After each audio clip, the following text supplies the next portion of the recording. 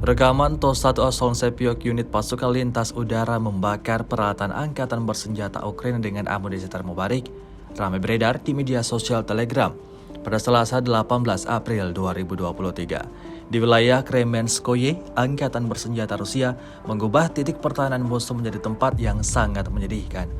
Pasalnya serangan dari TOS-1 Solnsepiok yang diluncurkannya secara bersamaan membakar habis titik-titik penting nasionalis Ukraina.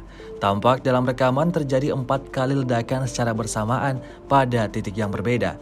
Serangan itu membuat semua tentara Ukraina panik kalang kabut. Sebagian dari mereka memiliki waktu lebih banyak tempat berusaha kabur. Namun, tidak diketahui nasib mereka selanjutnya, karena jika berpacu pada prinsip perang militer Rusia, tak ada dari musuh mereka yang akan selamat.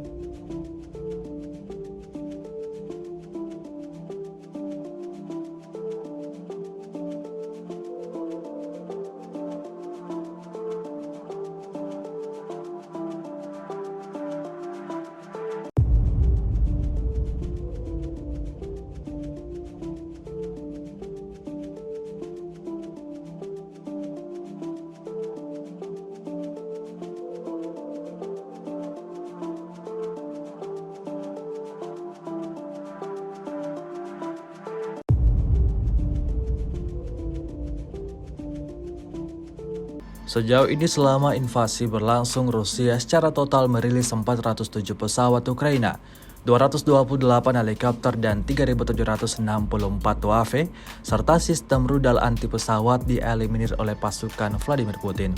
Sementara itu dari kubu Kiev, Kementerian Pertahanan Ukraina melaporkan 590 tentara Rusia dieliminir dalam sehari terakhir. Total 182.660 prajurit Federasi Rusia meninggal sejak awal konflik hingga hari ke-418.